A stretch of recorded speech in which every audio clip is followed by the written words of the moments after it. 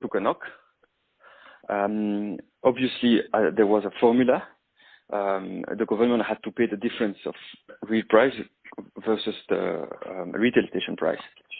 And this was not small money. So the players in the country claimed back the money, but the country, as it was in deep crisis, didn't have the money to pay. So it's claimed. I think finally the country paid, or there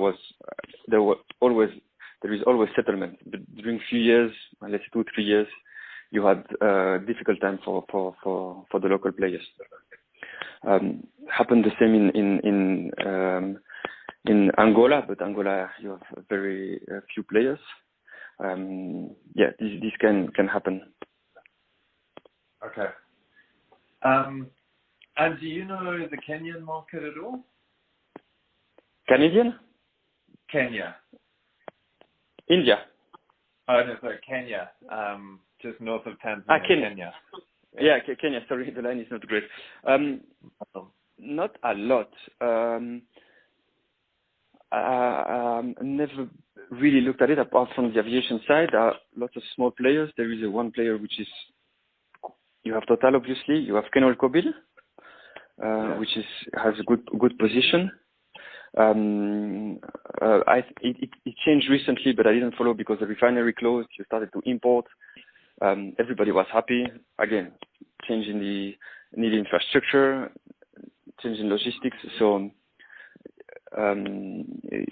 from what I heard, players were happy, but I don't know much.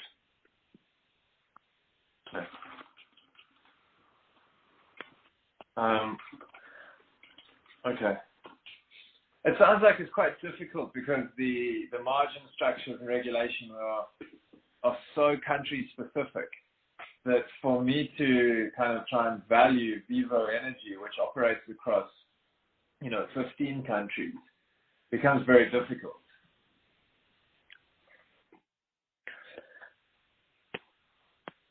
Hello? Hi, are you there? Yeah, sorry. So it's very hard. Their retail business has been quite stable over the last few years. But it's very hard to know if it will be stable going forward because of all the moving parts in countries. I guess if you look across Africa generally, has there been a trend towards more deregulation or a trend towards more regulation? Like over time, should these companies' margins go up or down? So the trend is more, I think, on deregulation because the state doesn't have the money to pay regulation. So that's the trend we see because regulate means lot of money when you have to subsidize the importer because basically regulation means keeping the retail price to satisfy the population. And when the crude oil is low, you don't really regulate or the state makes lots of money. So you make money as well. As a distributor, but when the local currency or the crude is high, then the state has to subsidize. So I worked a lot also in Argentina. I saw it there.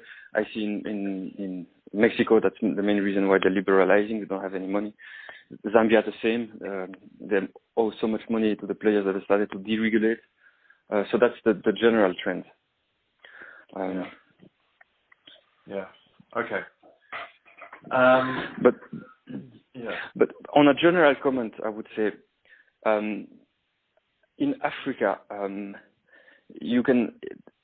It's not a stable market like Europe when you can predict long terms and everything. But margins are good. The growth is there, so you know that every year you will grow by 5%. That's. Yeah. But managing 15 countries, if you have a strong local manager, a key is to have the good people. Africa, it's much more on the people. Obviously, it's on the business and on the margins and the regulation. But the people it's important because you manage daily problem solvings. So I would say some companies starting from scratch in Africa, it's difficult because you don't have the structure, you don't have the expertise, you don't have the people, you don't have the relation with the local authorities. but having a